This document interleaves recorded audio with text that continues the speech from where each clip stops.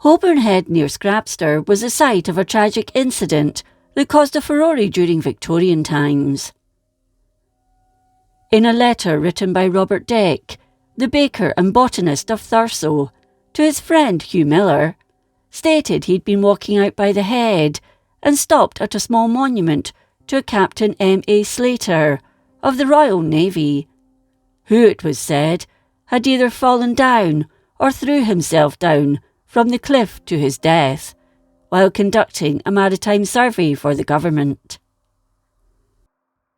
He wrote, "Passing on, the cliffs begin to rise until we reach a monument of white sandstone erected in the memory of Slater."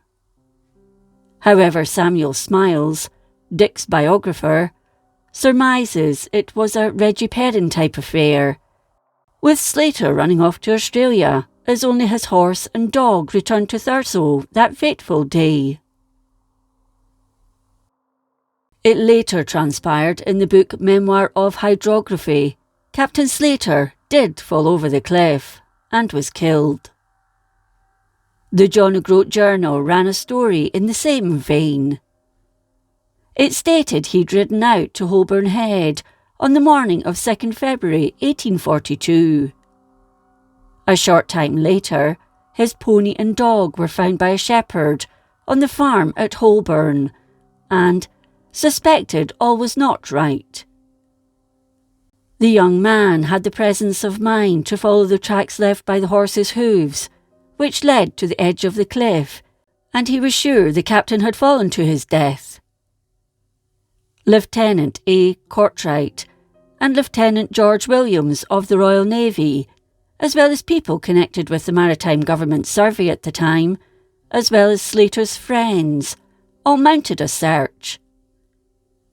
When they saw the evidence, there was no doubt in their minds that he'd perished.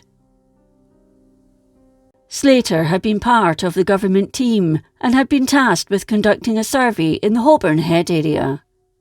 It's thought he was trying to see over the cliffs to examine the formation of the rock when the horse was startled and threw its rider over the precipice as its feet slipped on the muddy ground. It was known by Slater's close family and friends that he suffered from a nervous disorder. In the weeks leading up to his death, Dr. Lane in Thurso was worried about his state of mind and even went so far as to ask the town council not to allow the town's clock to strike 2 in the afternoon, as Slater frequently asked his doctor the same question. "Is it 2 o'clock yet?" This was because a fortune teller had once told him he would die at 2 o'clock. The town council agreed, and when Slater asked, the doctor told him honestly, "It's long past 2. Did you not hear 3 strikes a few minutes ago?" In the days following the incident, local writer David Stephen and his friend went to the site, where he too noted the galloping hoof prints in the wet ground, often just a few inches from the edge of the cliff. The ride was miles long, and Stephen discovered that Slater's pony had been backed onto a large piece of flagstone that overhung the precipice, which showed the horse's feet were only inches apart, and the right rear had broken off a piece of the flagstone.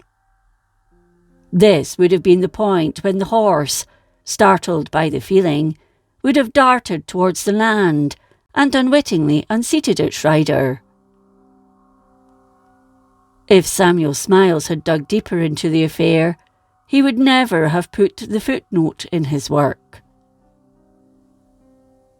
Captain Slater is indeed thought to have died at 2 o'clock, and the area was named Slater's Loop in his memory.